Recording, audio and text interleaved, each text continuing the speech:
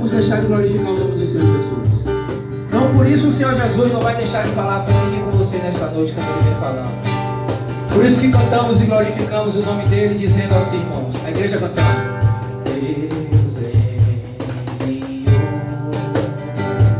Diga a seu filho amado. Seu filho amado, pra nos salvar e perdoar. E perdoar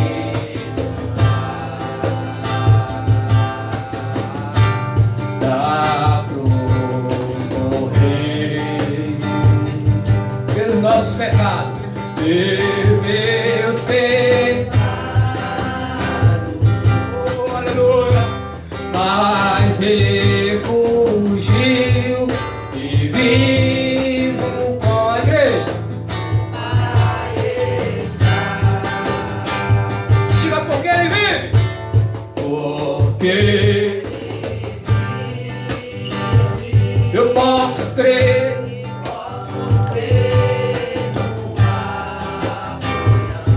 Ele vive, porque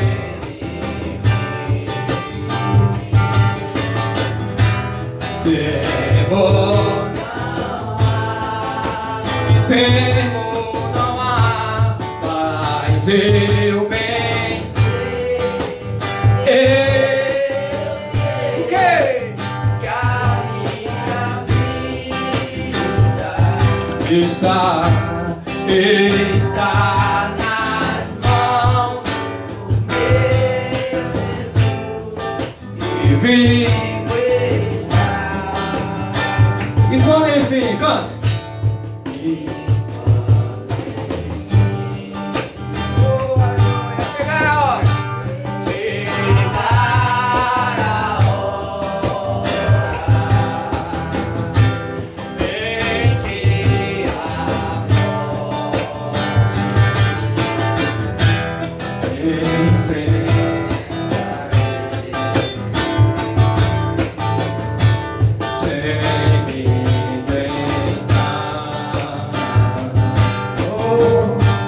Terei vitória, irei a glória, verei a glória do meu Jesus está. A igreja cantando, dizendo por quê?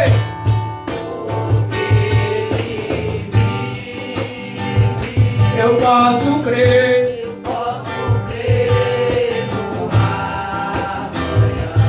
Ele vive, porque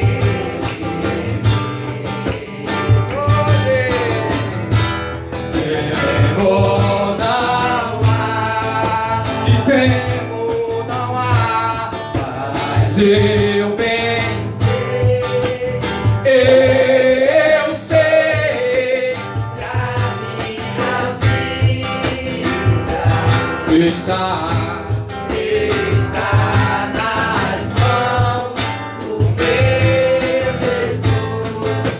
vivo está. Deus enviou. Deus enviou. A igreja cantando, seu filho. Seu filho amado, pra nos salvar e perdoar. E perdoar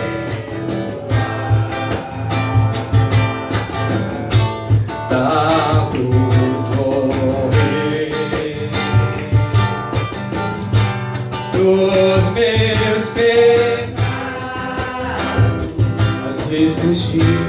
mas ressurgiu e vivo com o quê?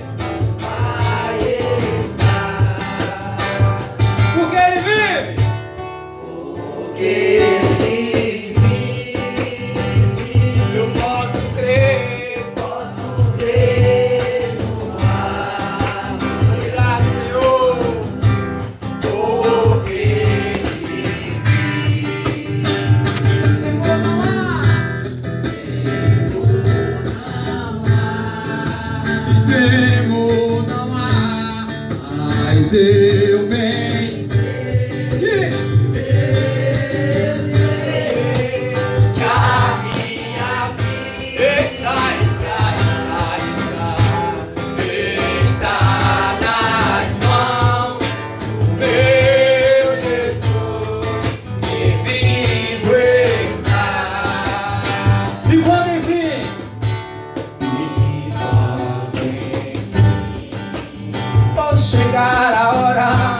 chegar a hora que a morte, que a morte enfrentarei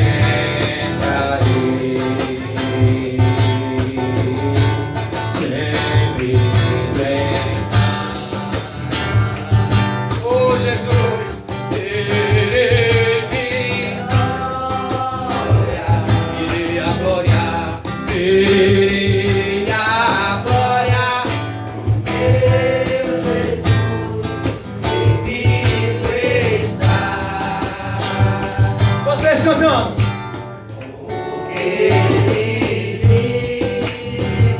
Eu posso crer no amanhã, que viver, porque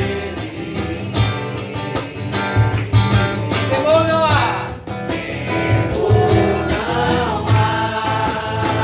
temor não há, mas eu bem sei, eu sei que a minha vida está nas mãos do meu Jesus, que vivo está. Porque ele vive, a igreja mais uma vez, só vocês. Porque ele vive. Vamos bater palma do Senhor Jesus.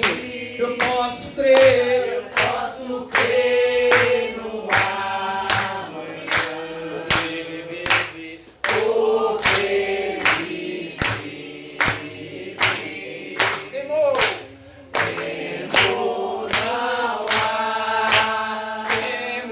não há, mas eu bem sei, eu sei que a minha vida está nas mãos do meu Jesus, que vivo está.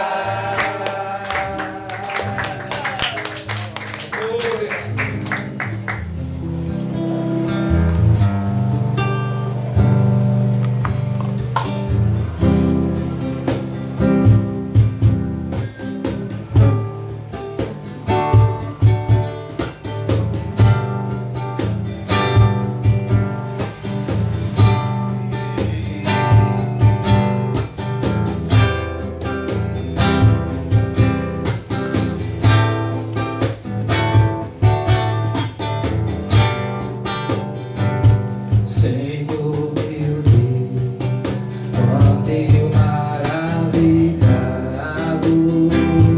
fico a pensar nas obras de tuas mãos. No céu azul de estrela pontilhado, e o seu poder mostrando a criação. Então minha alma, diga! Então minha alma canta a ti, Senhor.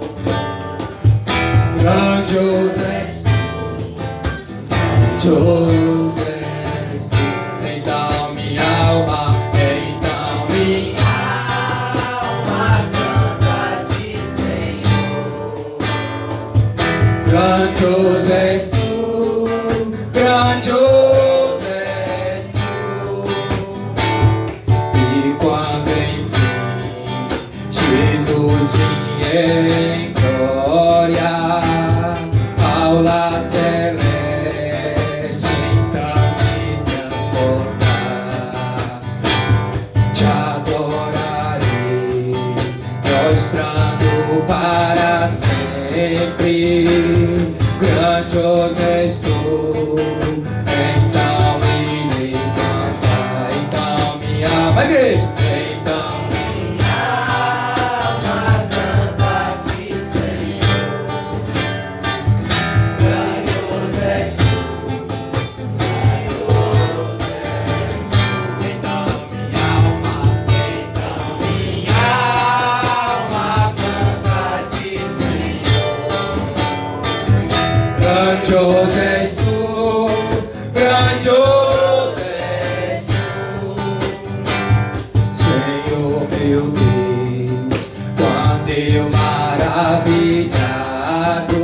pensar.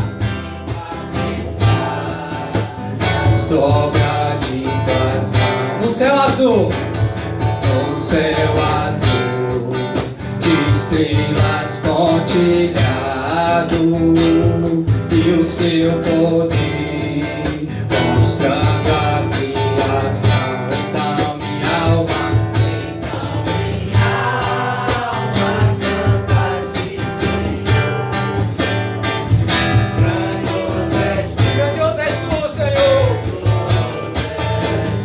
Então minha alma canta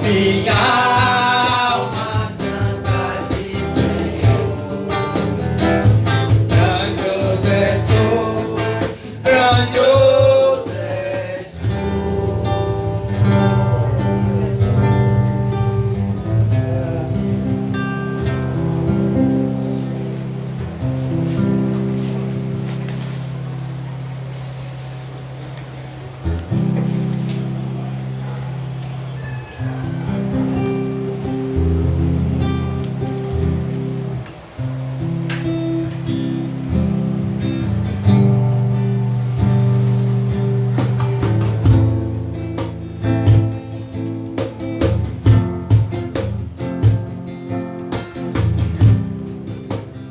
O universo chora, o sol se apagou, ali estava morto o Salvador. Seu corpo lá na cruz, seu sangue derramou, o peso do pecado ele levou.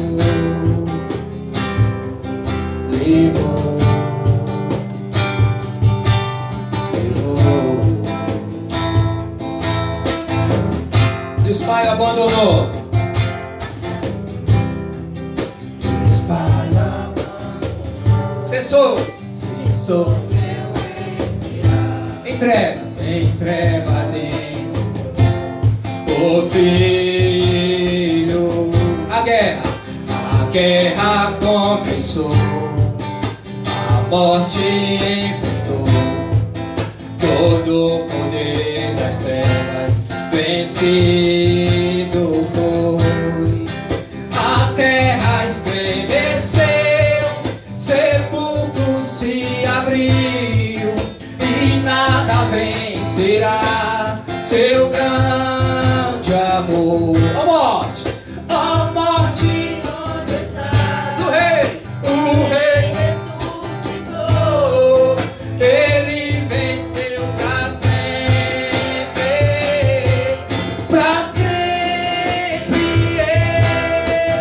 exaltado és, pra sempre adorado és, pra sempre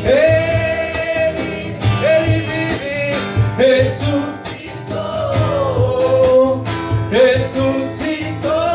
pra sempre, pra sempre, pra sempre exaltado és, pra sempre adorado és, pra sempre ele vive, ressuscitou, ressuscitou. A terra estremeceu, sepulcro se abriu, e nada vencerá seu grande amor. Ó morte, onde estás? O rei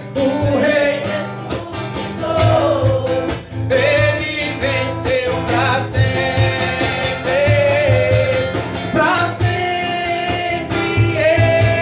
exaltado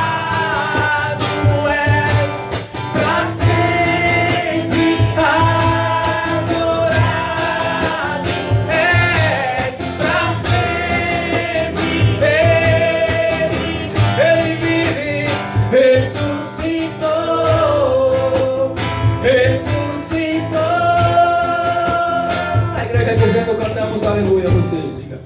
Cantamos aleluia. Oh, oh. Cantamos aleluia. Obrigado, Senhor. Cantamos aleluia.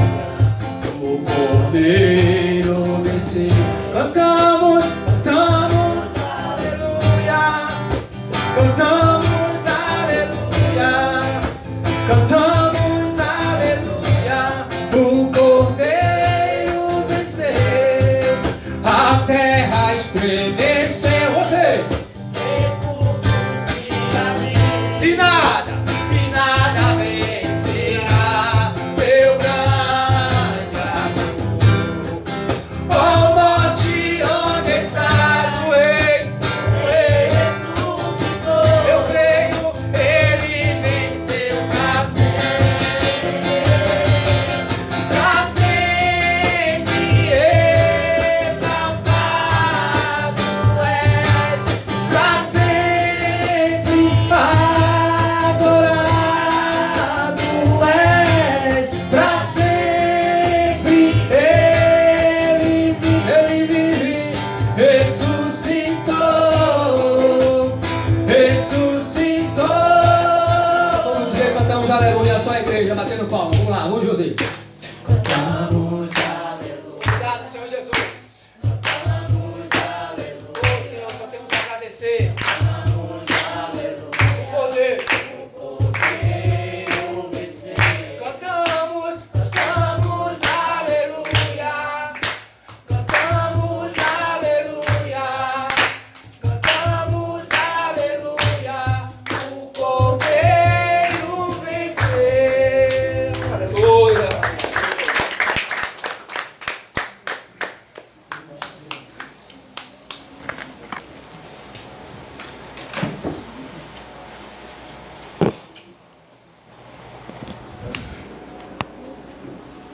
Amém, irmãos? Vamos abrir as nossas Bíblias em Atos, capítulo 20.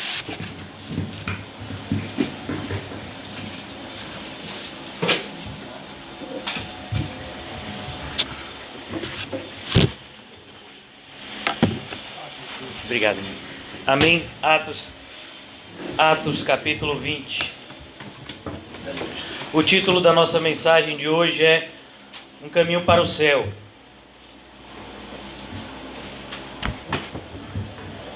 Atos capítulo 20.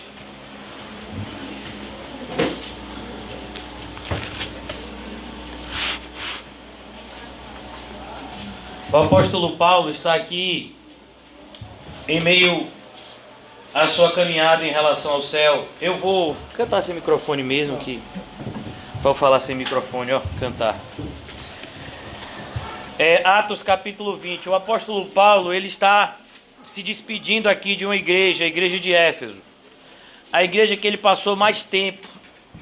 A igreja onde o Senhor o usou tremendamente.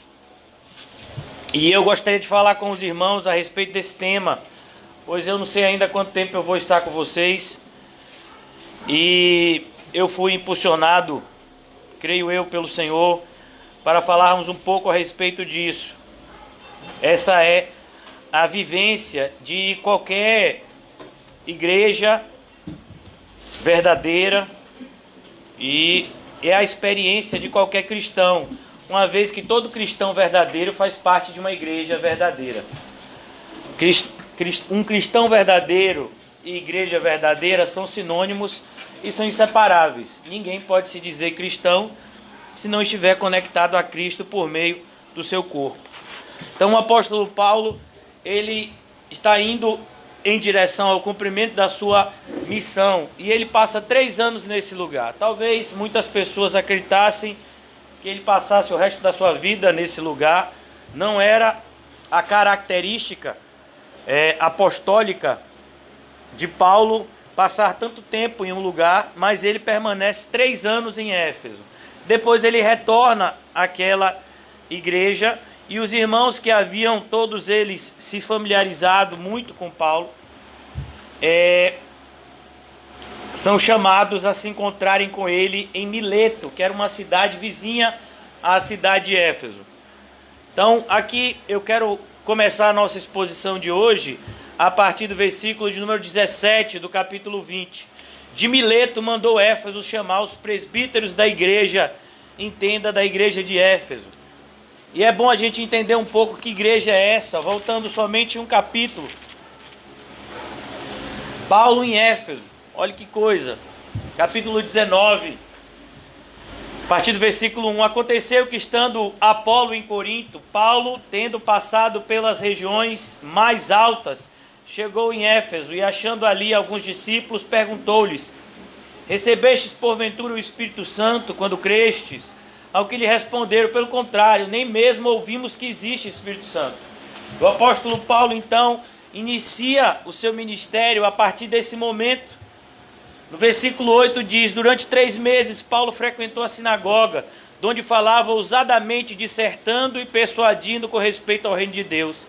Visto que alguns deles se mostravam empedernidos e descrentes, falando mal do caminho, diante da multidão, Paulo, apartando-se deles, separou os discípulos, passando a discorrer diariamente na escola de Tirano. Então o apóstolo Paulo, ele começa pregando na sinagoga, passa 3 meses lá, e depois então começa nessa escola de Tirano, um local físico como esse aqui, onde Paulo apresentava o evangelho e o caminho para aquelas pessoas. E tudo isso, aqui no versículo 28 agora, ouvindo isso, encheram de furor e chamaram grande a Diana dos Efésios. E o apóstolo Paulo, ele vai sair de Éfeso diante desse tumulto. Ele ficou 3 anos lá e ele continua a sua viagem. Então aqui, ele vai para Trode, agora já no capítulo 20, no primeiro dia da semana, estando nós reunidos com o fim de partir o pão, Paulo devia seguir viagem no dia imediato, exortando-vos, prolongou o discurso até meia-noite. Aqui já em Trode. Paulo embarca até Açores, no versículo 13, e chega a Mileto. Então, depois de sair de Éfeso, depois daquela grande confusão por conta de Diana dos Efésios, aquela entidade idólatra, ele então volta de novo, agora não a Éfeso propriamente dito, mas a Mileto, que era uma cidade vizinha, e então ele agora está se despedindo dessa igreja. Nós sabemos que ele passou 3 anos, porque ele vai falar isso aqui nessa sua ministração final aqui na igreja de Éfeso. Então no versículo 17 ele diz: de Mileto mandou a Éfeso chamar os presbíteros da igreja, ou seja, os irmãos que de alguma forma exerciam uma liderança na igreja de Éfeso, irmãos que tinham responsabilidade na igreja, irmãos que de alguma forma se colocavam à frente da missão que Deus havia dado. Às vezes, eu tenho sido questionado por algumas pessoas a respeito dos presbíteros da nossa congregação. Eu também me questiono, eu também gostaria de saber, cadê os presbíteros da nossa congregação? Espero que algum dia a gente atinja esse ponto de maturidade, onde nós estejamos pessoas que possam estar nesse patamar de liderança, na falta do pastor, que no caso sou eu. Eu, por exemplo, hoje nós estamos fazendo a transmissão via áudio, porque eu esqueci ontem o pedestal da transmissão, porque eu sou o que faço a transmissão, eu sou o que alimento a fanpage do Facebook, eu tenho que preparar os sermões, eu tenho que tomar conta do CAC, eu tenho que me preocupar com a parte financeira da igreja, se vamos ter condições de arcar com o aluguel, com a conta de água, com a conta de luz, o telhado caiu, o pastor, se chegou uma pessoa no CAC e entrou 2 vezes ou 3, é o pastor. Então, sou eu que assumo toda a responsabilidade, tanto da congregação aqui, do Alto das Pombas, quanto da congregação na Boca do Rio. E agora a gente tem um ponto de pregação também lá em Cosme de Farias. Então, às vezes eu me pergunto, onde estão essas pessoas que de alguma forma possam assumir? Eu peço a Deus que de fato traga essas pessoas, ou se elas já estão no nosso meio, que desperte esse senso de responsabilidade com a obra de Deus, para que se possam colocar nesse patamar. Não é um cargo, Presbitério não é um cargo como a igreja presbiteriana faz, aonde pessoas são eleitas, né, como numa eleição municipal, estadual, para ocuparem esse cargo por algum tempo e depois tem que ser eleito de novo. É uma palhaçada o que acontece na igreja presbiteriana. Não, presbitério é uma pessoa que foi vocacionada a ter uma responsabilidade com os irmãos da comunidade local. Agora, onde é que estão essas pessoas? Eu me pergunto, né? Esse senso de responsabilidade. Eu amo todos os irmãos aqui, falo isso não com nenhum tipo de mágoa, mas falo isso no sentido de que é o meu papel estar estimulando vocês ao amor e às boas obras.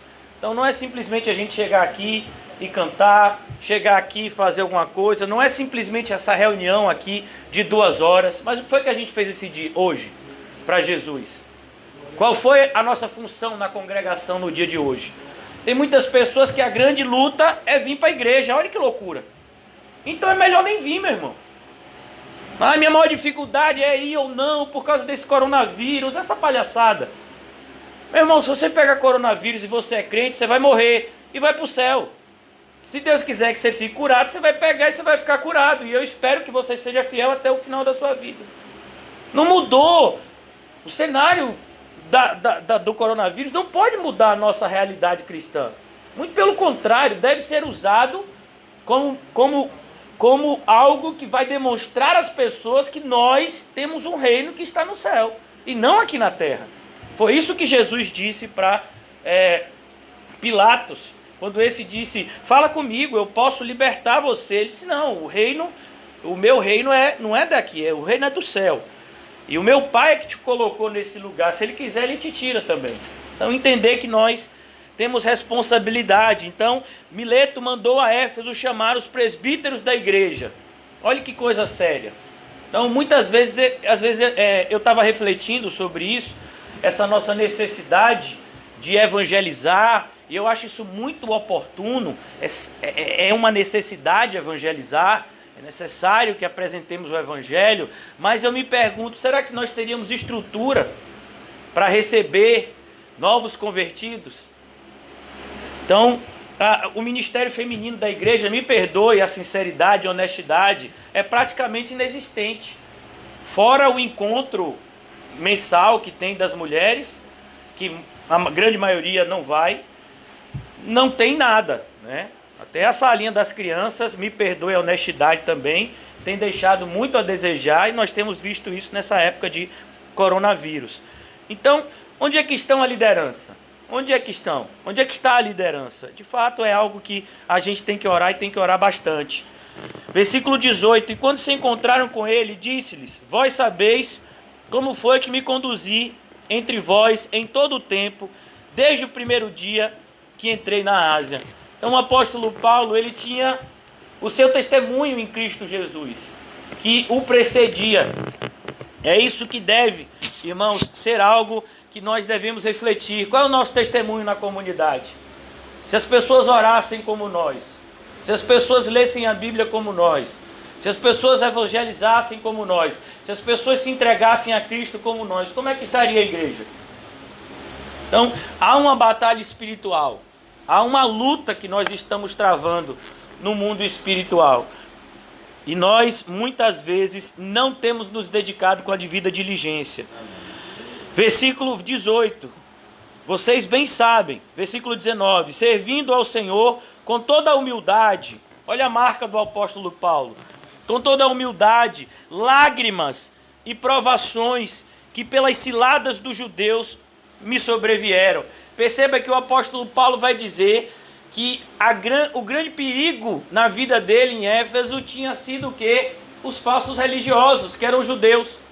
Os judeus se diziam eles serem os descendentes da promessa, os descendentes de Abraão, aqueles que de fato têm o direito de falar acerca do Deus de Israel. Não, ninguém pode falar do Deus de Israel se não reconhecer o Filho de Deus, que é Cristo Jesus.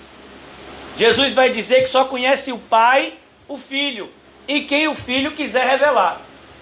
Então, quando o judeu abre a boca para falar do Deus de Israel, e me perdoe a honestidade, o judeu, ele está falando uma série de mentiras. Ele está falando acerca de um Deus que ele não conhece.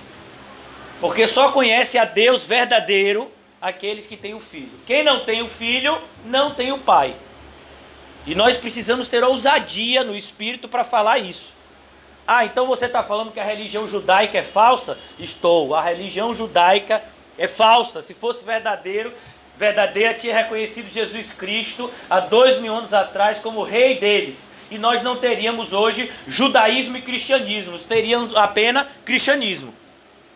Era o que deveria existir. Somente o cristianismo. Pois os judeus deveriam estar preparados para a chegada do seu rei, como havia sido anunciado centenas de anos pelos profetas e pelo próprio Moisés, que eles dizem seguir. Então, nós temos que ter ousadia para falar essas coisas. Não temos mais espaço para uma aparente tolerância com o propósito de estarmos bem com todas as pessoas. Não, meu irmão, não é assim. Nós temos que falar a verdade em amor, mas a verdade. Então, pastor, o senhor está repetindo, vou repetir. O judaísmo desde o século I até hoje, é todo herético. Eles têm o Antigo Testamento, mas eles não fazem a mínima ideia do que está escrito lá. Quem é que conhece a Bíblia? Pelo menos quem deveria conhecer, os servos de Deus. Esse, inclusive, é o pré-requisito. A Bíblia diz que um obreiro aprovado é aquele que manuseia bem a palavra de Deus. Então, você quer ser um obreiro aprovado? Você tem que estudar os 66 livros da Bíblia. Enquanto que os judeus têm apenas 39, e nem esses 39 eles sabem, nós devemos estudar os 66 livros sagrados e devemos manuseá-lo bem. Não é decorar, é manuseá-lo bem, como uma espada que deve ser usado no nosso dia a dia para que possamos combater o bom combate. Então ele diz, servindo ao Senhor com toda a humildade, lágrimas, provações, que pelas ciladas dos judeus me sobrevieram.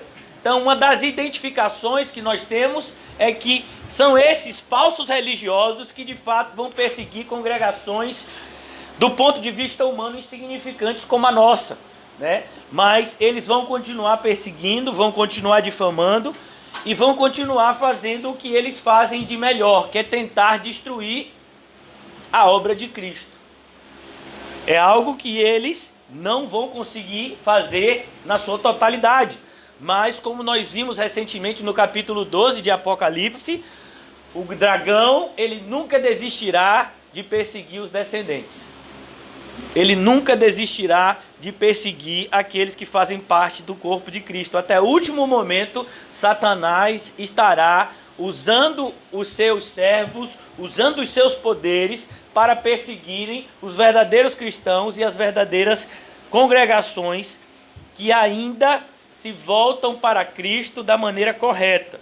Versículo 20. Perceba que aqui nós vamos ver que coisa. Se faz necessário que Paulo apresente uma defesa antes de instruir essas pessoas. Isso deveria ser totalmente desnecessário. Por que Paulo está falando essas coisas antes? Porque provavelmente já existiam pessoas de dentro da igreja que estavam persuadindo outros a se levantarem contra aquilo que o apóstolo Paulo havia sido usado por Deus durante 3 anos para construir na igreja de Éfeso. Então aqui ele diz, jamais deixando de vos anunciar coisa alguma proveitosa, e de vô-la ensinar publicamente e também de casa em casa. Então a igreja, ela era feita publicamente, como a reunião de hoje está sendo uma reunião pública, e também de casa em casa, quando se fazia necessário. Então o apóstolo Paulo diz, eu preguei o evangelho de todas as formas que me foram direcionadas por Deus, e vocês, mais do que ninguém, é isso que o apóstolo Paulo está falando para o pessoal de Éfeso, são minha testemunha. Vocês viram o que foi que eu fiz. Versículo 21, testificando tanto a judeus como a gregos.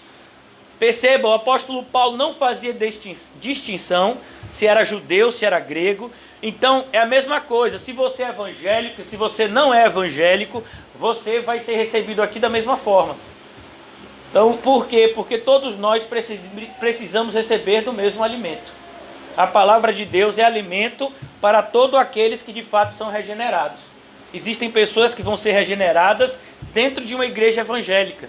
Passarão anos ouvindo muitas vezes alguma coisa e não a entenderão, até que o momento que a ficha vai cair e vai ser regenerado. Vão ter pessoas que vão ser regenerados sem fazer parte da igreja e depois da sua regeneração serão batizados e serão inseridos no corpo.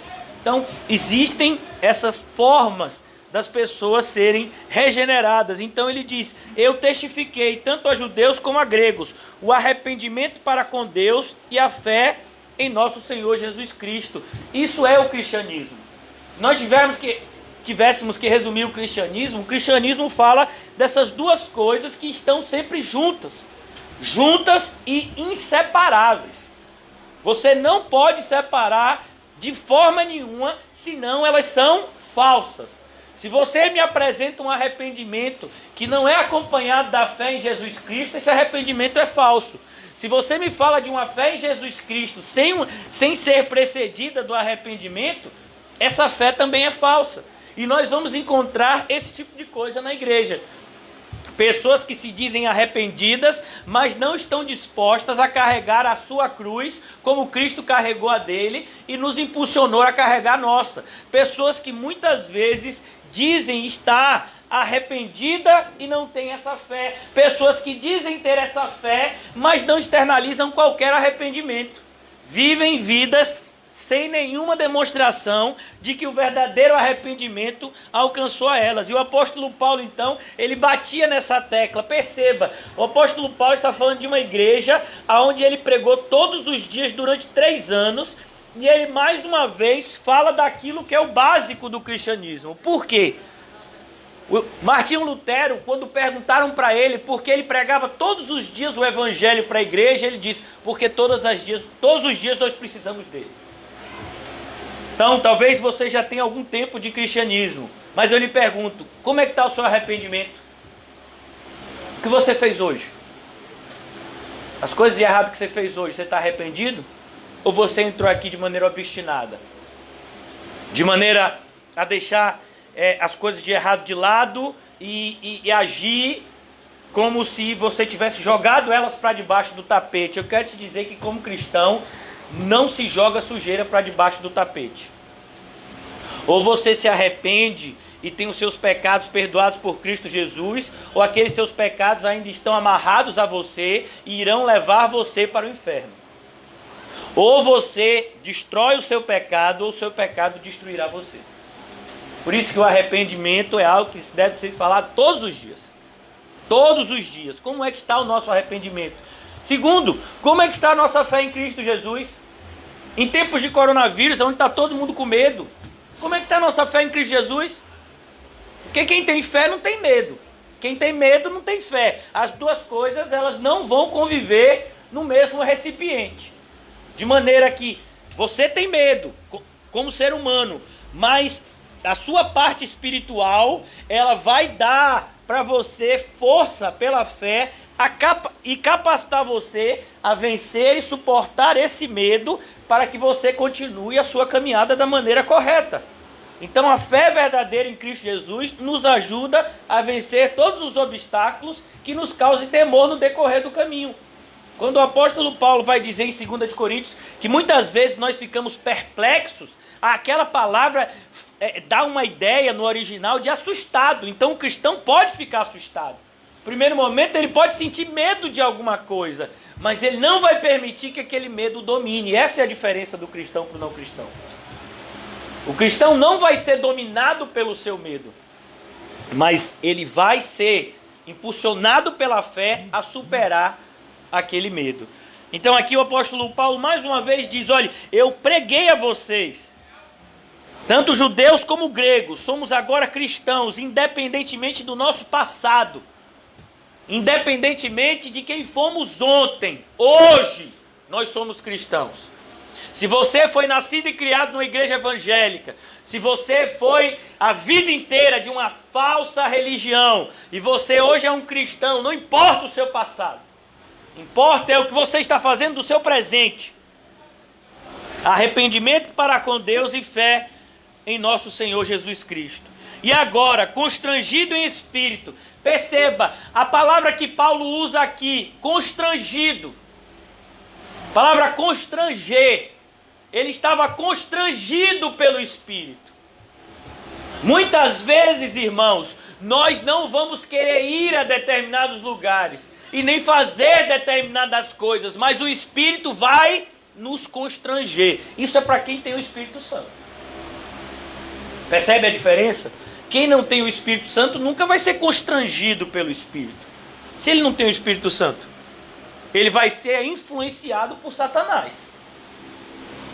Então aqui é a linguagem de uma pessoa, como eu dei o título da mensagem de hoje, um caminho para o céu. Essa é a linguagem de uma pessoa que está indo para o céu. Muitas vezes ela está constrangida. Eu, particularmente hoje, como em outros momentos, não tinha nenhuma condição do ponto de vista físico e emocional de estar aqui ministrando a vocês. Mas constrangido pelo Espírito, eu estou aqui, cumprindo um papel que me foi dado. Uma responsabilidade que eu vou ter que prestar conta, não a vocês, mas a Deus. Então ele diz aqui, e agora constrangido em espírito. Qual foi a última vez que você foi constrangido pelo Espírito Santo a fazer alguma coisa? Qual foi a última vez que o Espírito Santo bradou no seu coração que você não poderia continuar vivendo e fazendo as mesmas coisas, que você precisava andar numa direção diferente? Constrangido no Espírito. Isso que é constranger. É você ficar envergonhado com alguma coisa. É sério que você não vai fazer isso? É isso que é constranger. Muitas vezes a gente não para refletir aos verbos que são usados. O apóstolo Paulo talvez não estivesse com a mínima vontade de fazer alguma coisa. Ele foi expulso de Éfeso. Mas constrangido. É sério, Paulo, que você não vai fazer isso? É sério, Paulo, que você não vai perdoar? É sério, Paulo, que você vai amar mais os homens do que a Deus? É sério que você vai se vincular com as pessoas mais pela emoção do que pelo Espírito? Constrangido. É sério que você vai guardar o seu dinheiro para você gastar com futilidades e não vai abençoar a obra de Deus que tanto necessita? As falsas igrejas estão abarrotadas de dinheiro. As verdadeiras igrejas estão caindo aos pedaços. Isso não mudou e nem vai mudar. As verdadeiras igrejas sempre serão como Esmirna. As falsas igrejas sempre serão como Laodiceia. Então a gente percebe aqui, irmãos, o apóstolo Paulo diz, e agora, constrangido no meu espírito, vou para Jerusalém.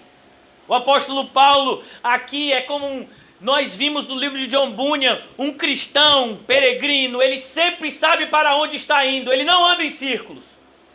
Ele sabe para onde está indo. Eu te pergunto, você sabe o que você está fazendo aqui? Você sabe para onde você vai depois daqui? Você sabe para onde você está indo? E quando eu falo depois daqui, irmãos, eu não falo só depois do culto de hoje, depois da vida. Onde você e eu estaremos daqui a 50, 60, 100 anos. Aonde a maioria das nossas preocupações hoje serão absolutamente inúteis. Então, aqui ele diz, eu sei para onde eu vou para Jerusalém. E sei que não vai ser fácil para mim lá. Enfrentei inúmeras dificuldades até agora e vou enfrentar outras. Ele diz aqui, constrangido em meu espírito, vou para Jerusalém, não sabendo o que ali me acontecerá. Olhe, você sabe viver nessa incerteza? Sabe, muitas vezes a gente percebe pessoas desesperadas, né, querendo fazer um concurso público ou querendo ter um emprego de carteira assinada. Por quê? Por causa da preocupação. Será que eu vou ter dinheiro para pagar as contas do mês que vem? Será que eu vou ter como comprar o feijão, o pão? Como é que vai ser isso? Paulo está dizendo aqui, eu não sei como é que vai ser. Eu sei que vai ser difícil. Mas que tipo de dificuldade eu vou enfrentar amanhã, eu não sei. Você quer ir para o céu? É aqui, ó. É esse o caminho para ir para o céu. Se lhe apresentarem outro, é falso. Você tem certeza que vai enfrentar dificuldade, mas você não sabe qual. Eu disse isso algumas vezes, ultimamente. Se há um ano atrás, alguém te dissesse que o nosso cenário hoje seria esse, você não ia acreditar. Você acreditaria? Se uma pessoa dissesse para você, ó, ano que vem vai estar todo mundo trancado dentro de casa por causa de uma pandemia que vai atingir o mundo inteiro. Você acreditaria nisso? Se alguém lhe dissesse isso no ano passado, você acreditaria que ia estar todo mundo usando máscara dentro dos ônibus? Você acreditaria nisso? Mas essa é a nossa realidade de hoje. Você acreditaria se alguém lhe dissesse que as igrejas evangélicas 99% estariam com a porta fechada? Você acreditaria nisso? Então, nós não sabemos que tipo de perigo a gente vai enfrentar.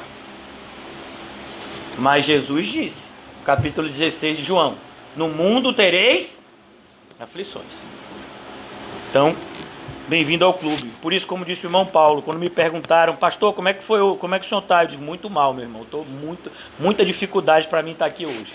Só o Espírito Santo me constrangindo para eu estar aqui fazendo o que eu estou fazendo agora. Versículo de número 23. Senão que o Espírito Santo de cidade em cidade me assegura que me esperam cadeias. Cadeias. Você sabe o que é cadeias, irmãos, aqui? Cadeias é prisão mesmo. Paulo está dizendo, eu sei que eu vou ser preso injustamente. E vou passar muitas tribulações. Como se não bastasse cadeias, ainda viriam tribulações. Você entende isso? Se você continuar lendo Atos, você vai ver que depois que Paulo passa lá, é preso em Jerusalém, tentam matar ele. Acontece aquele episódio lá de 40 pessoas que fazem voto de só comer depois de matarem Paulo. O sobrinho de Paulo ouve a trama e conta para Paulo, que fala para o chefe da guarda que manda, né, virem soldados para proteger. Depois o apóstolo Paulo passa por um naufrágio. Já imaginou, meu filho? Você já está preso por causa do evangelho, seu navio ainda naufraga. Rapaz, Deus, que é isso, Deus? O senhor não podia, pelo menos, garantir a segurança do navio, senhor? Aí quando Paulo para na ilha, molhado, morrendo de frio, no inverno, que ele vai pegar a vareta para poder botar na fogueira, para poder fazer fogo, que eles estavam, imagine, morrendo de frio, de noite, cheio de água, vão tentar fazer a fogueira para se aquecer, quando Paulo vai pegar, todo mundo está pegando a vareta, não tem nada, Paulo pegou, o que aconteceu? Uma cobra mordeu a mão dele. Aí já é demais. Eu sou preso, injustamente, estão tentando me matar, meu navio naufraga, e agora essa cobra me pica, senhor. Que é isso? Meu filho, você quer ir para o céu? É por aqui, viu? E aí? Você achou que quando Jesus disse que a porta era estreita e o caminho era apertado, você achou que ele estava brincando, foi? Você achou que aquilo dali era uma frase de efeito? Quando perguntaram para Jesus, lá no Evangelho de Lucas, Senhor, são poucos os que se salvam. Você achou que Jesus estava brincando quando disse, esforçai-vos por entrar pela porta estreita, porque alguns procurarão entrar e não poderão. Você achou que ele estava brincando, que ele estava exagerando? Quando ele disse das 10 virgens que somente 5 entram, você achou que ele estava exagerando? Então, irmãos, quando Jesus contou a parábola do semeador, dos 4 tipos de solo, somente um vinga e dá fruto. Você achou que ele estava exagerando? Pois é, irmão. Essa é a realidade de ser cristão. Essa é a realidade de ser cristão. Porém, nada considero a vida preciosa para mim mesmo. Então, esse é um dos pré-requisitos para poder ser presbítero. Eu oro para que de hoje para domingo apareça algum que diga, pastor, se o senhor me chamar para ser presbítero da igreja, eu topo. Mas você tem que ter essa característica aqui, ó. Em nada considero a vida para mim como preciosa. Você quer que eu mostre uma pessoa que tinha essa característica? Eu mostro. Abra comigo, por favor, em Filipenses. Filipenses capítulo 2, versículo 19. O apóstolo Paulo está falando acerca de Timóteo. Espero, porém, Filipenses 2,19, espero, porém, no Senhor Jesus, mandar-vos Timóteo, o mais breve possível, a fim de que eu me sinta animado, também tendo conhecimento da vossa situação, porque a ninguém tenho de igual sentimento que, sinceramente, cuide dos vossos interesses. Você percebeu o que o apóstolo Paulo está dizendo? A gente muitas vezes tem uma ideia romântica da igreja primitiva. A igreja primitiva, irmãos, ela tinha os mesmos problemas que a nossa congregação local tem. O apóstolo Paulo está dizendo que naquele universo de talvez uma centena de crentes, Paulo diz, ninguém é como Timóteo. Por que você acha que foi Timóteo que ficou na liderança da igreja de Éfeso? Sendo que ele era uma pessoa jovem, talvez tivesse outras pessoas do ponto de vista humano mais capacitadas, do ponto de vista intelectual mais capacitadas, mas quem ficou lá pastoreando a igreja de Éfeso foi quem? Timóteo. Porque a ninguém tenho de igual sentimento, versículo 20 do capítulo 2 de Filipenses, que sinceramente cuide dos vossos interesses. Qual era o propósito de Timóteo? Cuidar dos interesses da igreja. Percebeu aqui o que é um homem de Deus?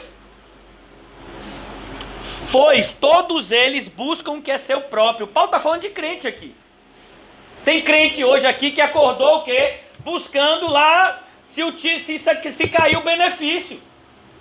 Tem crente que acordou hoje, meu filho, buscando, rapaz, como é que vai ser meu café da manhã e o meu almoço? E vem cá, como é que vai ser isso? Como é que vai ser aquilo? Rapaz, essa luz, essa água, eu tenho que botar crédito no celular, a internet, é isso, é aquilo. Ai, minha coluna, ai, meu joelho, meu Deus do céu. Tem crente que acordou assim. Sabe como é que Timóteo acordava? Versículo 21, pois todos eles buscam o que é o seu próprio, não o que é de Cristo Jesus.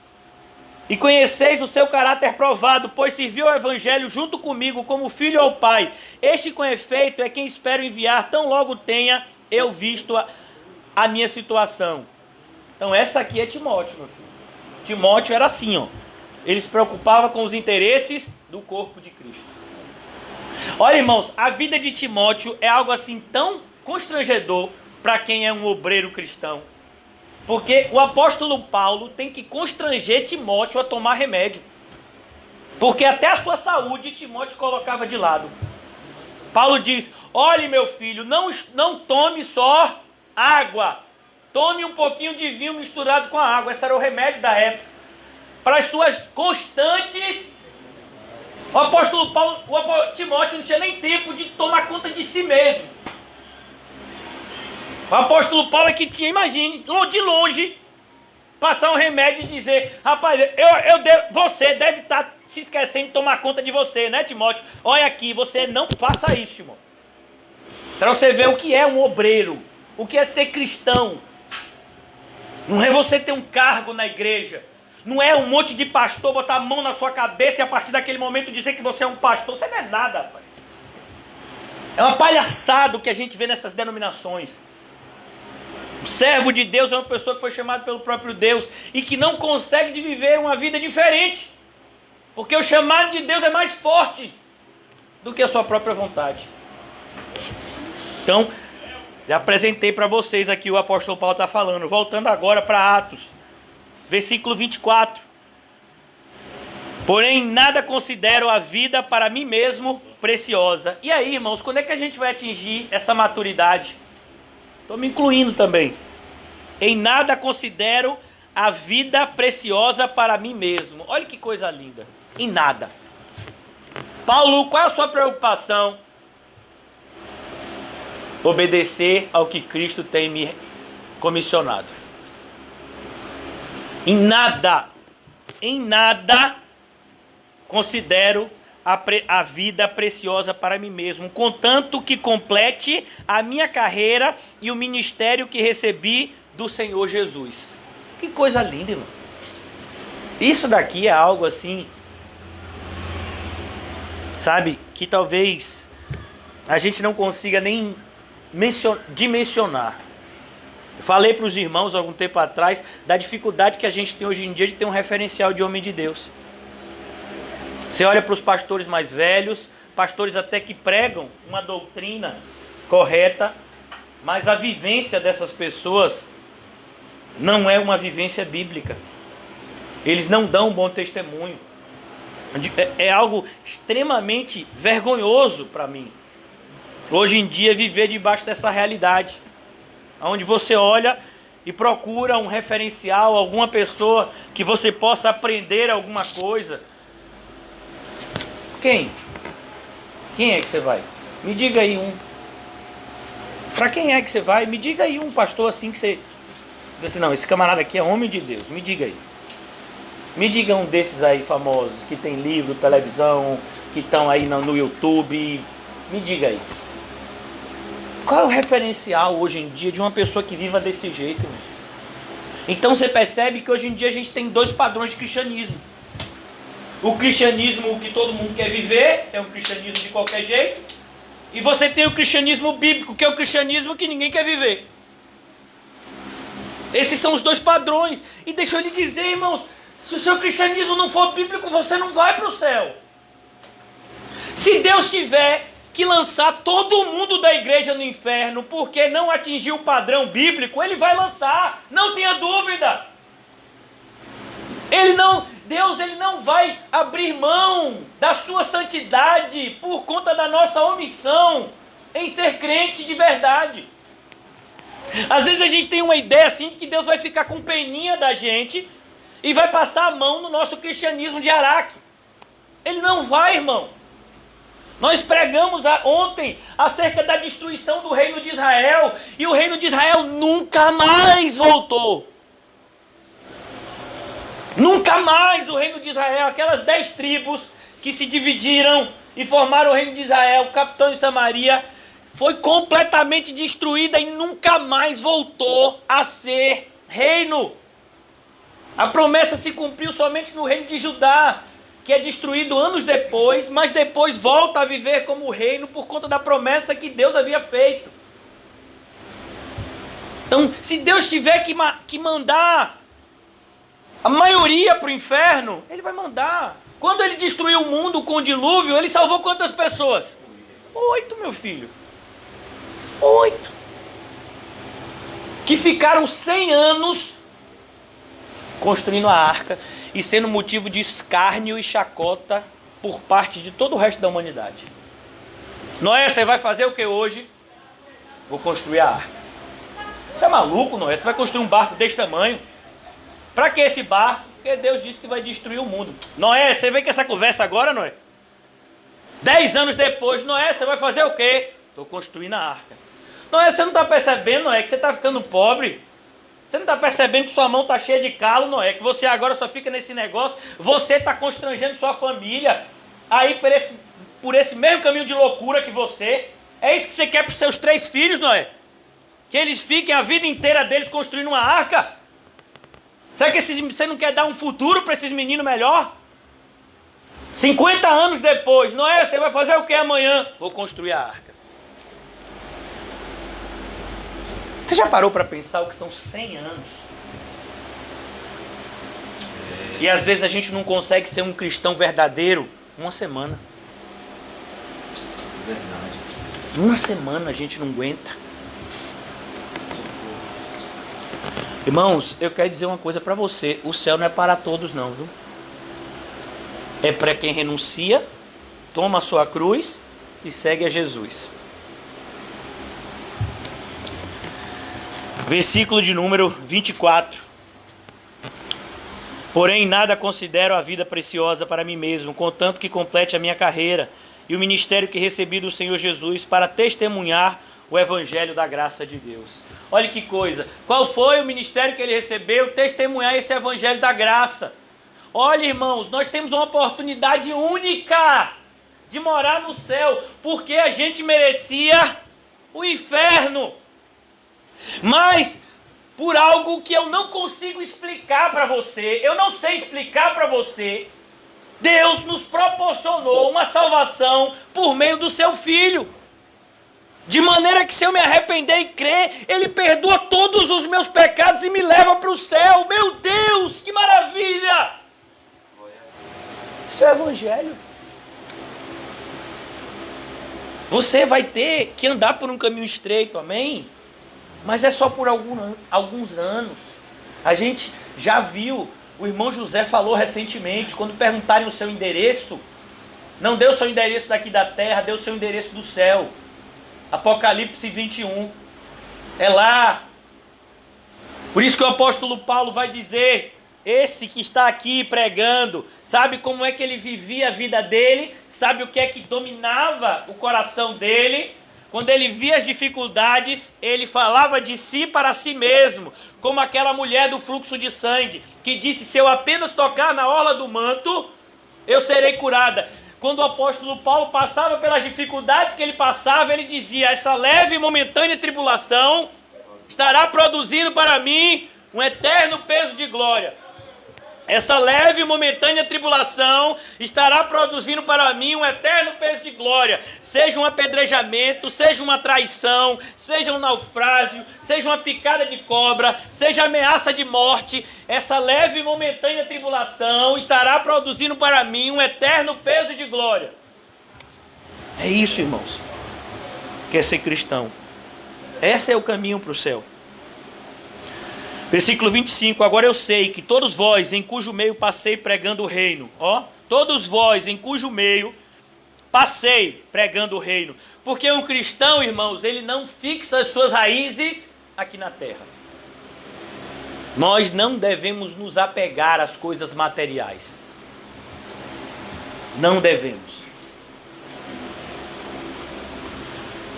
Agora eu sei que todos vós, em cujo meio passei pregando o reino, não vereis mais o meu rosto. Olha que coisa forte, irmãos. Pessoas que o apóstolo Paulo amava e que o amavam, ele diz: vocês não vão me ver mais. O caminho que eu tenho que percorrer e que vocês vão percorrer, nós vamos nos encontrar pela graça de Deus no céu, mas aqui na terra a gente não vai se encontrar mais. Você sabe quem faziam isso, irmãos? Um grupo de crentes chamado moravianos. Eles viveram em uma época em que havia escravidão. Naquelas épocas das colônias, da expansão comercial por meio das navegações. Começou a haver colônias em vários lugares, e nessas colônias começou a haver escravos, né? Gente, aqui no nosso país mesmo chegamos a viver essa cena dantesca de escravidão. E muitos dos moravianos, eles se vendiam como escravos para ter a oportunidade de evangelizar os escravos. Você já imaginou isso? E eles não faziam isso quando estavam no final da vida, não, viu? Eles faziam isso quando eles estavam com 17, 18 anos. Sabe o que é você olhar para o seu pai, para sua mãe? Não é dizer: olha, vocês não vão me ver enquanto está nessa pandemia, mas quando passar a gente está junto de novo. Não, nunca mais vocês vão me ver. A única forma deles serem libertos, a única forma deles saírem da ilha lá que eles eram vendidos é morto. E mesmo morto ele não ia sair de lá, ele ia ser enterrado por lá mesmo. Eles se vendiam como escravos para ter a oportunidade de evangelizar os escravos. Você já imaginou uma dimensão dessa de cristianismo? Esse jovem que o irmão José falou, Chow, né? John Allen Chow, né? Ele tinha família, não foi? Você me falou? 2 filhos e uma esposa. E ele foi evangelizar uma tribo, sabendo que havia uma grande probabilidade de ele ser morto. Ele sabia tanto disso que já deixou escrito que não culpassem os índios nativos se eles o matassem. Você já entendeu uma dimensão dessa de cristianismo? Quando às vezes a gente fica com medo de vir para a igreja por causa de contrair um vírus. A gente fica com receio porque um familiar vai ficar de mal com a gente, porque a gente está sendo maluco e cristão radical, indo para a igreja em plena pandemia, porque o governo mandou ficar em casa. Aí a gente vem para a igreja igual doido. Aí o familiar vai ficar de mal, vai cortar assim, vai ficar de mal com a gente. Aí o nosso cristianismo não aceita isso. É isso mesmo? É isso que você chama de cristianismo? Percebeu porque a gente começou dizendo que falta liderança? Falta liderança tanto do ponto de vista feminino quanto do ponto de vista masculino, porque também tem que ter liderança feminina na igreja. Precisa de mulheres maduras para instruírem as mulheres mais novas. Mandou em Éfeso chamar os presbíteros, é assim que começa o capítulo, essa passagem no versículo 17. Versículo 25, já estou terminando, irmãos. Não vou perturbar muito vocês com minha voz essa noite. Agora eu sei que todos vós, em cujo meio passei pregando o reino, não vereis mais o meu rosto. Portanto, eu vos protesto no dia de hoje, que estou limpo do sangue de todos. Essa é uma consciência tranquila. Eu posso dizer uma coisa para vocês, irmãos, que eu tenho essa mesma consciência. Muitos já disseram que eu prego, né, errado, que muitos dizem que uma vez teve uma pessoa que congregou com a gente que disse que eu usava o púlpito para ofender as pessoas. Pessoas que já disseram, pessoas da minha própria família, que já disseram que eu uso o púlpito para isso também, para mandar recado. Eu sei, se eu mando algum recado, irmãos, é para todos nós aqui, que possamos nos arrepender e voltar para Cristo Jesus. Esse é o recado. Então, mas eu tenho minha consciência tranquila quando eu vou dormir, que eu prego o evangelho verdadeiro. E faço isso direcionado pelo Espírito Santo. Amém. Glória a Deus. Eu vi o embate que travamos na quarta-feira, quando uma pessoa possessa de espíritos malignos entrou na igreja. Eu sei quem eu sirvo. E eu espero que vocês levem isso a sério. Porque se vocês não acreditam em céu e inferno, vocês verão isso com seus próprios olhos. Eu espero que não seja o inferno. Amém. Portanto, eu vos protesto no dia de hoje, que estou limpo do sangue de todos, porque jamais deixei de vos anunciar todo o desígnio de Deus. Perceba, o apóstolo Paulo diz: eu não apresentei para vocês um evangelho parcial. Eu não falei para vocês apenas que Deus está irado. Nem falei apenas que Deus está, sabe, com uma porta aberta. Mas eu falei as duas coisas. Há uma porta, que é o próprio Cristo. Se você se arrepender e colocar a sua fé nele, você entrará por ele e achará pastagem. Mas quem não entrar por essa porta, já entrou por outra porta, a larga, que tem um caminho espaçoso e que leva à perdição. Isso é pregar todo o desígnio de Deus. É apresentar tanto a salvação quanto a condenação. Vemos hoje grande parte dos cristãos envergonhados de falarem de condenação.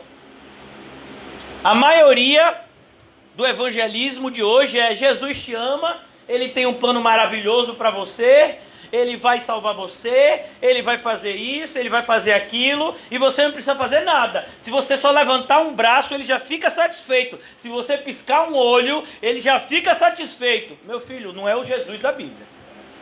O Jesus da Bíblia diz: se você quiser seguir a ele, você tem que renunciar a tudo. Ele diz que se você ama seu pai, sua mãe, sua mulher, seus filhos, sua própria vida mais do que a ele, você não é digno de segui-lo. Esse é o Jesus da Bíblia. Então, esse Jesus que é pregado hoje em dia com um objetivo altamente comercial de encher as igrejas de pessoas, não é um Jesus bíblico. Então Paulo diz: eu não fiz isso que os falsos mestres fazem. Eu preguei para você todo o desígnio de Deus, toda a vontade de Deus, de maneira que as pessoas tivessem a oportunidade de se apresentarem diante de Deus de uma maneira correta. É como uma pessoa que te convida para ir para o aniversário e não diz que no aniversário é traje a rigor. Já ouviu falar desse negócio? Aquele negócio de usar gravata, é como um casamento, né? Tem que usar gravata e terno. Aí a pessoa não lhe diz. Aí você vai, como eu estou aqui hoje, de calça, jeans e de blusa polo. Quando chega lá, meu filho, todo mundo de terno e gravata. Rapaz, você não me falou. Aí você diz: pastor, que exemplo é esse? Sabe quem deu esse exemplo? Jesus. Mateus 22. Chama o pessoal para ir para o casamento do noivo. E aí, quando chega lá, o rei começa a passar no meio dos convidados e olhar os trajes que eles estão usando. E ele diz: vem cá, você veio para as bodas e você não veio com traje nupcial, por quê? Quem deixou você entrar com essa roupa? Diz que o homem ficou mudo, com medo. Amarra as mãos, amarra os pés e lança nas trevas exteriores. Percebeu, irmão? Imagine uma pessoa te convidando para ir para o céu e não te diz que lá no céu tem que ser santo. Amém. Como está escrito em Apocalipse 22, o santo santifique-se mais ainda. Quando o apóstolo Paulo escrevia algumas mensagens, e aos santos que estão na congregação tal, Já trazendo essa ideia. Você foi separado por Deus, para Deus, portanto, viva uma vida separada.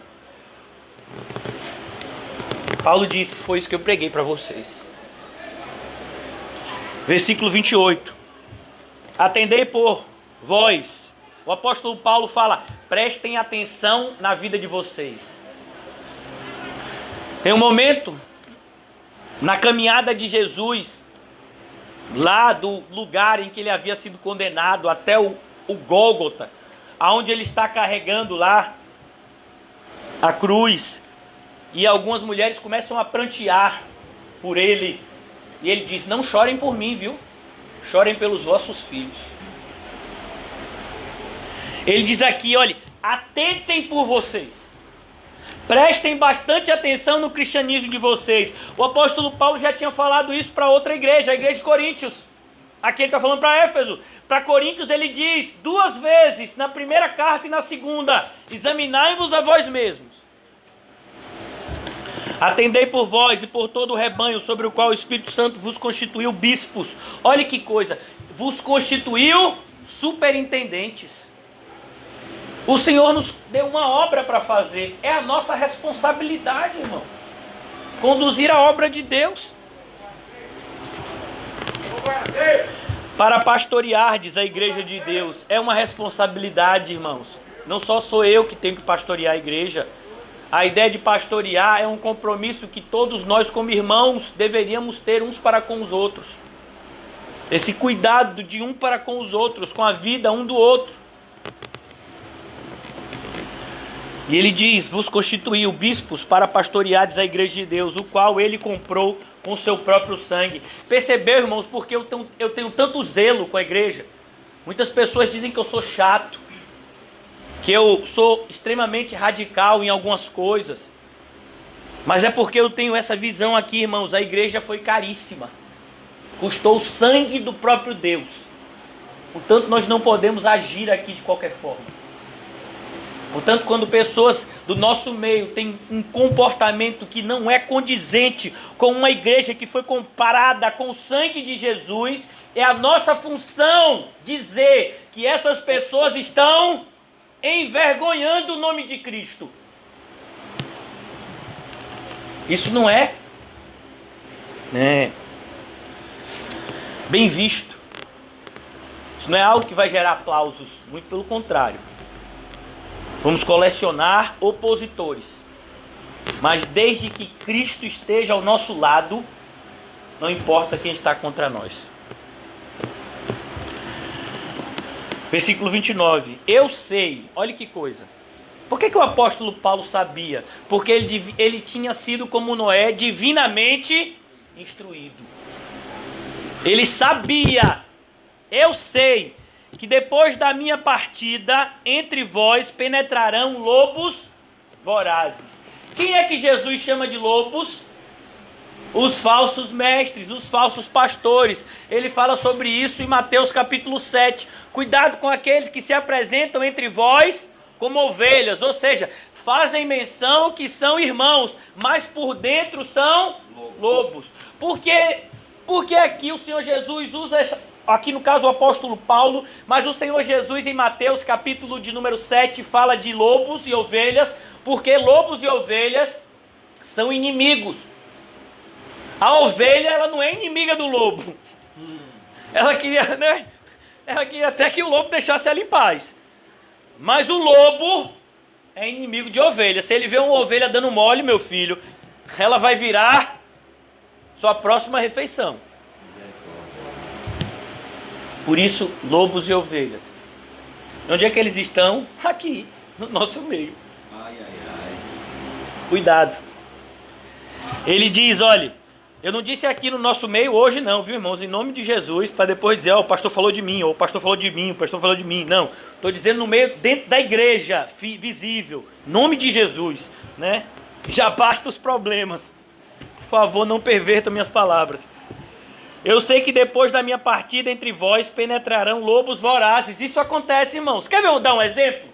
Vamos imaginar que você saiu daqui da igreja hoje e você disse de noite, rapaz, eu vou assistir uma pregação. E aí bota a pregação de um lobo voraz na internet. Oi! Meu Deus, um trabalho danado. Um trabalho imenso para trazer para você o verdadeiro evangelho. E você chega em casa e vai ouvir um lobo. Quando ele fala penetrarão em vós, irmãos, não necessariamente é nesse ambiente físico aqui, é na sua vida. Você abrindo a porta de entrada da sua casa para o lobo entrar e destruir tudo. Tome cuidado com as pessoas que você ouve. É verdade. Sejam elas evangélicas ou não. Quando não é evangélica, é ainda uma coisa assim mais inadmissível. Porque você tem o Salmo de número 1. Não siga o conselho de quem? Dos ímpios. Se uma pessoa é ímpio, você vai seguir o conselho? O contrário. Não, meu filho. Você vai orar. Suas decisões, elas têm que ser pautadas por oração. Então, irmãos, uma pessoa vem para mim e diz, eu deixei de ir para a igreja porque o meu irmão que é ímpio disse para mim deixar de ir. Oi?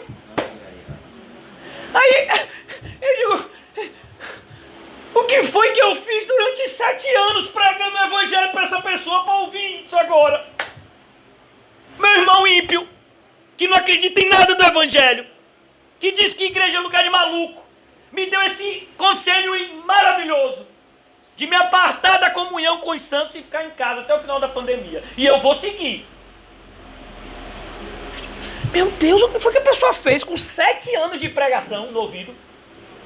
Oh, Jesus. Então, me perdoe, irmãos, eu sou assim mesmo. Eu falo porque é o meu papel. Quem está brincando de agradar a plateia são os falsos mestres. Eu não fui chamado para isso. Então, se você quer alguém que bajule o seu ego, você vai ter que procurar uma falsa igreja. Nossa pequena congregação, ela é irmã da igreja de Esmirna. Então a gente não tem tempo a perder com futilidades. E nem permitir que outras pessoas desencaminhem, irmãos, com os seus maus exemplos e com suas péssimas palavras. Então eu sei que depois da minha partida entre vós penetrarão lobos vorazes. Ele está falando, na ausência do pastor, na ausência de alguém que prega a verdade, quem é que vai aparecer? É alguém que fala mentira, meu irmão. Eu estou aqui com vocês 1 hora e alguma coisa. O restante do seu dia, se você não tomar cuidado, o diabo vai enviar pessoas para desencaminhar tudo aquilo que durante esse período Deus tem colocado na sua vida. Você está aqui na igreja 1h30, 2 horas, e as outras 22 horas? Você ouviu o que o apóstolo Pedro falou? Porque o diabo vive... Quem você acha que ficou cercando você o dia de hoje? Tentando desencaminhar a sua mente. Por isso, irmãos, tome cuidado para que esses lobos vorazes não entrem no lugar onde ele causa mais dano, que é a sua mente e o seu coração. Eu sei que depois da minha partida entre vós penetrarão lobos vorazes que não pouparão rebanho. Não, olha, irmãos, o ímpio não tem misericórdia. Você acha que ele está sendo bonzinho com você? Eu vou dar só um exemplo da nossa vida política nacional. Há 2 anos atrás, bem 2 anos atrás, Sérgio Moro e Bolsonaro estavam de mãos dadas. Hoje eles são maiores inimigos. É isso que é o ímpio. Eu estou com você enquanto você está fazendo alguma coisa que é do meu interesse. Se você não estiver fazendo alguma coisa do meu interesse, eu passo por cima de você e não quero nem saber, viu? Eu já vi isso várias vezes de pessoas que se diziam irmãos de igreja. Então, cuidado. Eu sei que depois da minha partida penetrarão lobos vorazes que não pouparão o rebanho. Não vai poupar, meu filho. Vai chegar e vai chegar destruindo com tudo, querendo acabar com tudo. É isso que a gente vê hoje em dia. Aquele que não quer ajuntar, ele quer o quê? Espalhar. Sabe qual é o ministério que mais tem gente na igreja candidato para ele? É o ministério de crítico.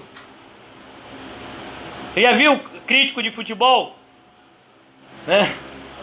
É igual aquele crítico lá de arbitragem que se aposentou, o Arnaldo Sérgio Coelho. Por que ele foi ser comentarista da Globo? Porque ele não era mais juiz de futebol. Enquanto ele tinha condição de ser juiz de futebol, ele era juiz de futebol. Por que aquele Casagrande lá é comentarista da Globo? Porque ele não tinha condição mais de ser jogador de futebol. Alcoólatra, drogado, dentre tantas outras coisas, né? Orgias, bebedices, impudicices. Aí, mas como ele era amigo de Galvão Bueno, foi chamado para ser comentarista da Globo. Ele tem condição de jogar uma partida de futebol? Não tem. Então ele vai fazer o quê? Ele vai criticar quem joga. Irmão, você perdeu aquele pênalti, rapaz, era fácil, era só fazer. Vai lá bater você o pênalti. Com a pressão de 100 mil torcedores. Com a pressão de seu emprego em risco. Com uma nação inteira esperando que você faça aquele gol. Ah, pai, mas um gol daquele tem 7 metros. Meu filho, você já bateu um pênalti? Então, mas não, que absurdo, mas botou pra fora. Falar é fácil, meu. Eu me lembro como se fosse hoje. Na minha primeira prova de triatlo, tinha uma pessoa que estava assistindo. Minha primeira prova, na verdade, não foi um triatlo, foi um duatlo. Eu ainda era ímpio. E eu nunca tive um corpo assim de triatleta, porque triatleta tem que ser bem magrinho, do corpo do irmão Paulo. E eu sempre tive um biotipo, mesmo quando eu era mais magro, eu sempre tive um biotipo de forte, muito massa muscular. Então essa prova eram 4 km de corrida, 30 km de bicicleta e mais 4 km de corrida de novo. Aí eu me lembro que eu estava no final já, tinha 4 km de corrida, tinha feito 30 km de bicicleta, estava nos 4 km finais e eu passei e essa pessoa que devia estar lá me apoiando disse: vem cá, rapaz, você vai ficar nessa leseira aí, é? Pense, meu irmão, que deu a vontade de parar. Estava acompanhado. Falei, como é, rapaz? Você pega a pessoa pra pessoa vir, pra pessoa torcer por você. Não, vamos, tô aqui, vamos lá, força. A pessoa tá lá sentada, não moveu um dedo. Você correu 4 km, pedalou 30, já tá na reta final dos últimos 4. Bora, rapaz, e aí, vai ficar nessa? Porque criticar é muito fácil, irmãos. É muito fácil. É como, por exemplo, as minhas filhas, que vêm aqui para a igreja, que ouvem a pregação, que têm lido a Bíblia, elas são cristãs, mas elas ainda não entendem a responsabilidade do que é ser pastor. Aí às vezes fala: meu pai, mas o culto só é de noite. E não tem que estudar, e não tem que orar. Porque acha que é só chegar aqui, pegar um carro, meio de transporte, de pé. Outro dia eu fui de pé para a igreja. E aí chegar aqui e falar qualquer coisa, é assim, é isso que é ser um pastor? Quarta-feira eu cheguei para pregar uma coisa, enquanto eu estava em oração, Deus mudou completamente a ministração. E os irmãos viram o motivo disso. Com os próprios olhos. A ministração de quarta era outra. Então, as pessoas acham que é brincadeira. Por quê? Sabe por que você acha que é brincadeira, irmãos? Porque aqui não tem um lobo voraz. Você já caiu na mão de um lobo voraz? Eu já caí. Eu me lembro quando eu comecei no evangelho, eu conheci uma falsa profetisa. Essa falsa profetisa, meu filho, ela tirou dinheiro de mim que você nem imagina. Porque eu achava que era obrigação da gente dar dinheiro para os profetas. Que os profetas benziam, eu tinha uma loja no shopping, ela ia lá benzer, cada vez que benzia era dinheiro. Disse que era para contratar o filho dela, contratou o filho dela. Sabe o que foi que o filho dela fez? Roubou. De uma vez só, roubou 4 mil reais que era para pagar a mercadoria. E depois, quando a gente disse que foi o filho dela que tinha roubado, ela disse que não foi, se sentiu ofendida pelo filho. Sabe o que foi que o filho dela fez no final? Roubou o carro da loja. E aí ela não teve como dizer mais nada. O carro da loja com 2 mil reais. Aí ela ficou envergonhada, disse que o carro estava lá não sei aonde para a gente buscar, que a chave estava dentro, e que os 2 mil é que a gente tivesse paciência, que ela ia pagar como ela pudesse, e nunca pagou. Você já caiu na mão de uma pessoa assim? Pois eu já caí. O último falso irmão que passou na igreja queria me botar na cadeia. Se ofereceu gratuitamente para advogar para mim, há 7 anos atrás, eu evangelizei, batizei, fiz o casamento. Depois que eu falei uma coisa que ele não gostou, sabe o que foi que ele fez? Saiu de um processo que ele tinha voluntariamente se candidatado para me defender e me deixou sem advogado na parte final do processo, correndo o risco de eu ser preso. Isso foi um irmão de igreja, que eu evangelizei, batizei e fiz o casamento. E ainda tem vínculo familiar comigo. Esse é o caminho que leva para o céu. Eu sei o que acontece quando se sobe num local como esse. Então é isso que Paulo está escrevendo aqui para esses irmãos. Pessoas que muitas vezes não sabiam ainda o que é cair na mão de um lobo. Eu sei o que é cair na mão de um lobo. É verdade. Eu sei o que é ter um falso irmão do seu lado. Uma pessoa que você diz alguma coisa, que você abre o seu coração e depois ele perverte tudo que você disse. E usa isso contra você. Isso é igreja, irmão. Paulo vai dizer, eu passei perigo entre falsos irmãos. O irmão Caio que está entrando agora, ele já está sendo calejado para aprender que é isso que é igreja. Igreja é assim. Pessoas que andaram com o irmão José no começo, que o irmão José evangelizou, que se tornaram amigos do irmão José, depois saíram difamando ele. Isso é igreja. Satanás quer destruir igrejas como essa. A pobre igreja de Esmirna. Satanás estava furioso. Vou botar alguns de vocês em prisões. E Deus disse, vou deixar. Sabe por quê? Porque eu quero que vocês venham para o céu logo. Então, irmãos, tenha cuidado com os lobos. Eles têm aparência de ovelha, mas a destruição que eles podem fazer é enorme. Versículo 30. E porque dentre vós mesmos se levantarão homens falando coisas pervertidas. O que é a perversão? A perversão é uma mudança da verdade. É isso que é perverter. É você mudar a verdade. É uma adulteração da verdade. Então ele diz aqui, cuidado, entre vós mesmos se levantarão homens falando coisas pervertidas para arrastar os discípulos atrás deles. Surgirão pessoas no nosso meio, irmãos. Talvez não hoje, talvez não daqui a um ano, mas se nós continuarmos aqui fazendo a missão de Cristo, com certeza iremos passar por momentos como esse. Isso faz parte da trajetória que leva ao céu. Não se enganem.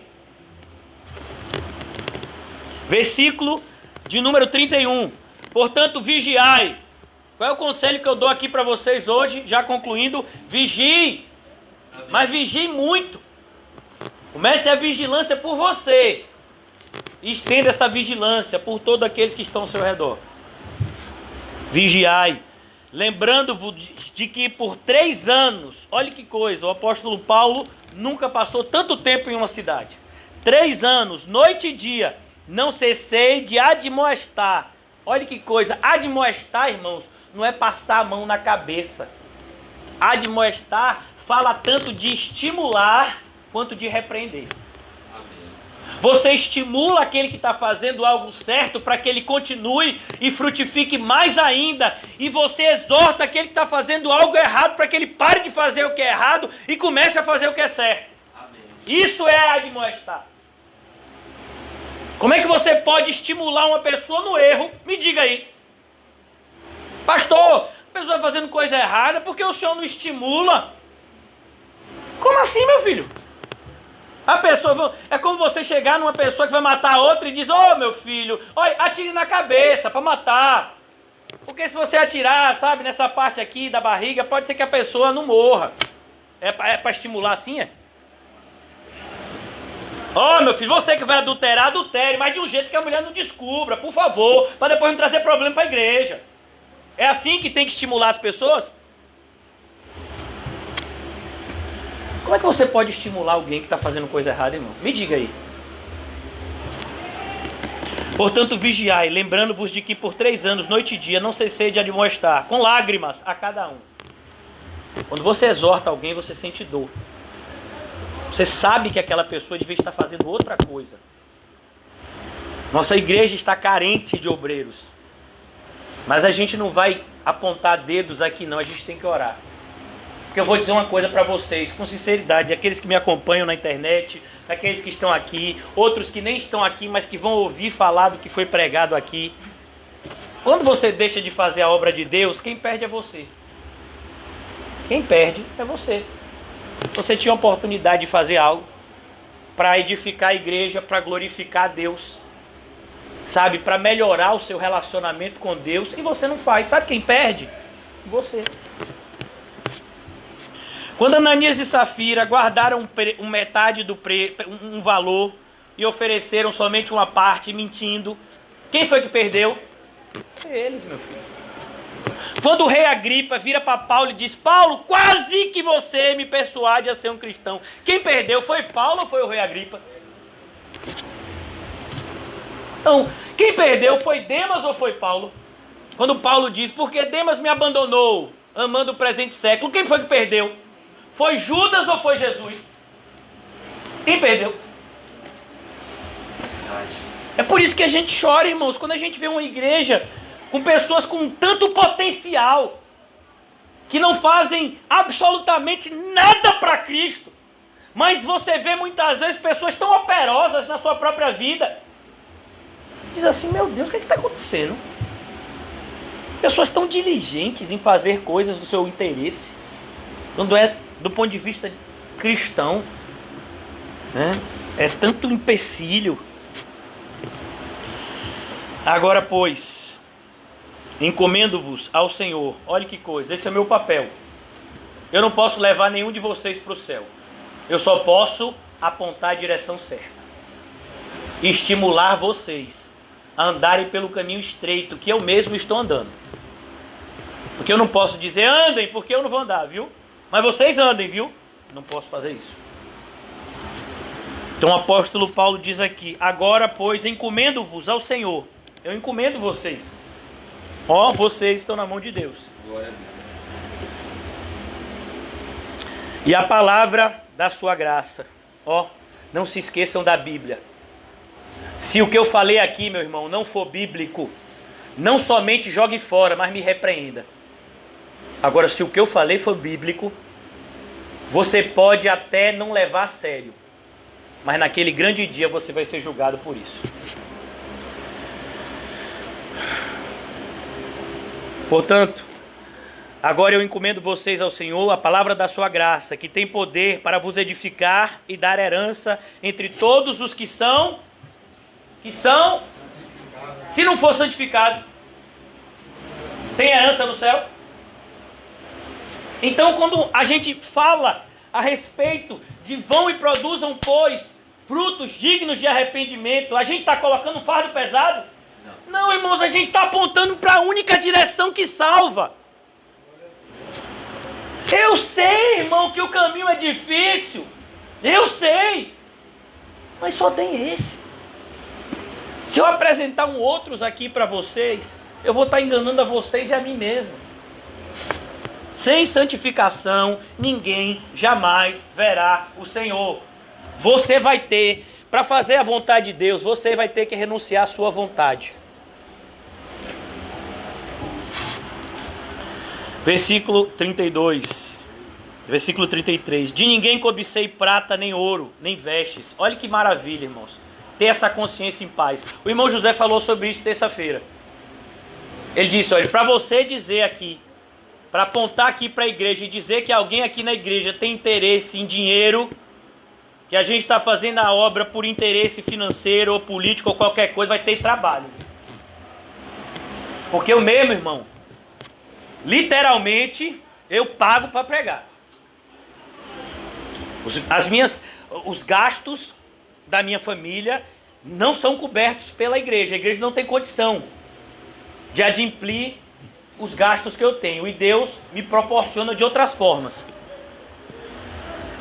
Muitas vezes, eu não sei, muitas vezes não, todos os meses eu não sei como eu vou conseguir pagar a próxima conta. Minha vida é essa. Desde que eu comecei o evangelho há 9 anos. Uma pessoa que, como me disseram essa semana, que era um playboy. E realmente eu era. E tinha tudo para ter uma vida maravilhosa até morrer e ir para o inferno.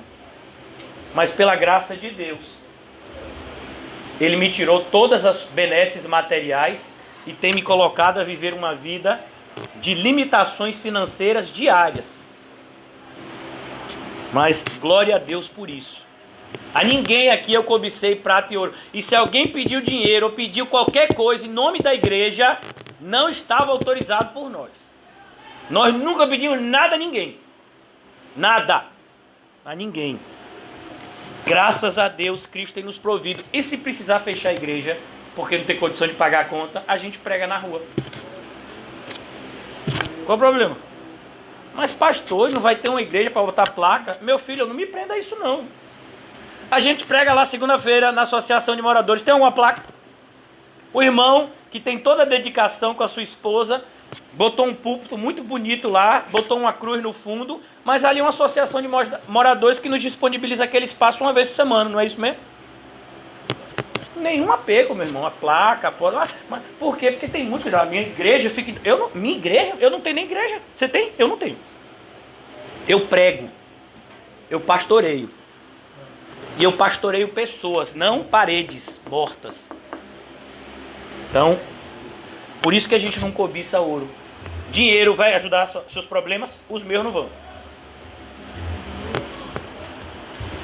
Então ele diz aqui: a ninguém cobicei prata, nem ouro, nem vestes. Porque vestes naquela época eram coisas assim muito preciosas. Você vai ver que próprio Acã, entre as coisas que ele pegou lá de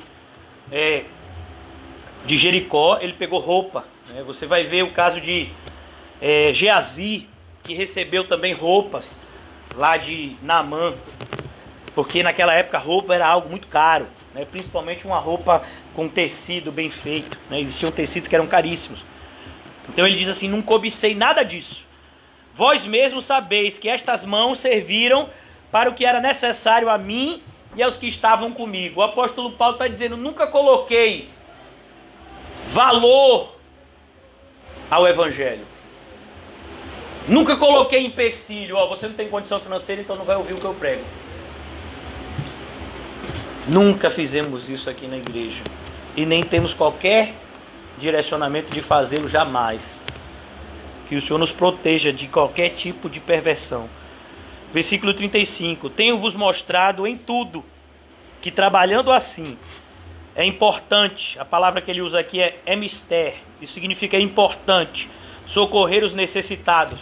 Olha o papel da igreja. Como é que a igreja pode fechar as portas numa época de pandemia, se a gente tem que socorrer os necessitados? E o que é que mais as pessoas estão precisando nessa época de pandemia? Fé. Todo mundo que entra para aquela porta, inclusive eu, quando eu entrei hoje, precisava de fé. Pela graça de Deus, a ministração tem me alimentado. Necessitados. Eu entrei hoje aqui, completamente pobre em espírito, como eu tenho entrado. Alguns dias piores, como foi o caso de hoje. Com sentimento de total desânimo e apatia. E é por a palavra da verdade que somos reanimados, revigorados. E de novo colocados ao caminho que não deveríamos jamais ter parado. Então, nós devemos socorrer os necessitados, materialmente, mas principalmente espiritualmente. E recordar as palavras do próprio Senhor Jesus. Você se lembra dessas palavras, irmãos? Quero lembrar a vocês hoje, para mim também, que mais bem-aventurado é dar. É isso que o mundo pensa? Não. Você prefere dar o seu trabalho ou receber o seu salário? Se você tivesse a oportunidade de ter o mesmo salário sem pisar no trabalho, e aí? Como é que seria? Se você recebesse 2 vezes mais para ficar em casa, sem fazer nada, mas você tem que ficar sem fazer nada. Se você fizer qualquer coisa, você perde o salário. E aí? Você estaria disposto a dar e não receber? Percebe porque muitas vezes a gente se decepciona? Porque a gente quer receber carinho, atenção. É o meu caso. E aí a gente se decepciona porque a gente não recebe do jeito que a gente queria. Mas sabe por que a gente se decepciona?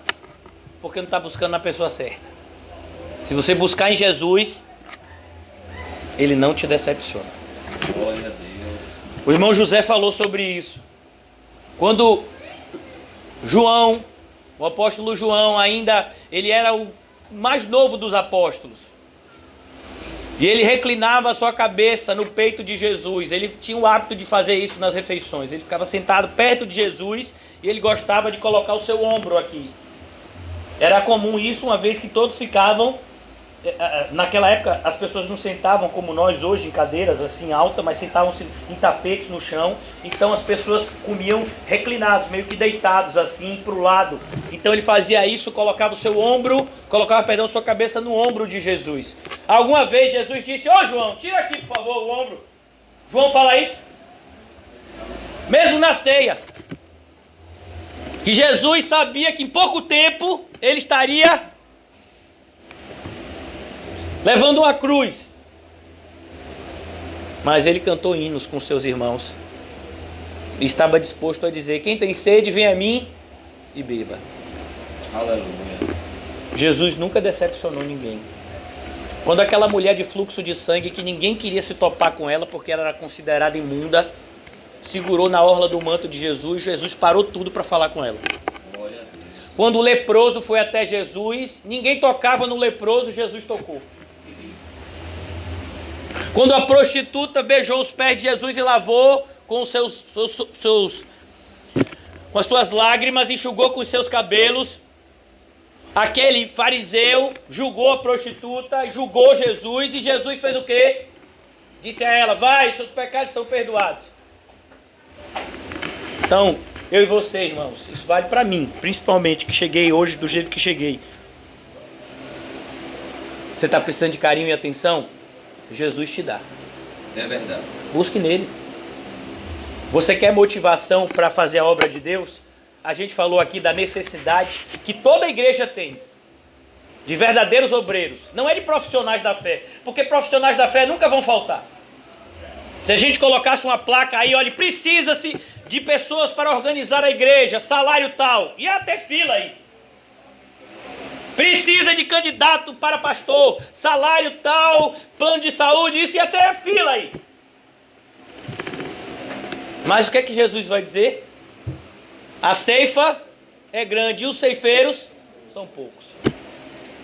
O que é que a gente faz? Ora, para que o dono da ceifa envie ceifeiros. A gente precisa orar mais, irmãos. Eu preciso orar mais.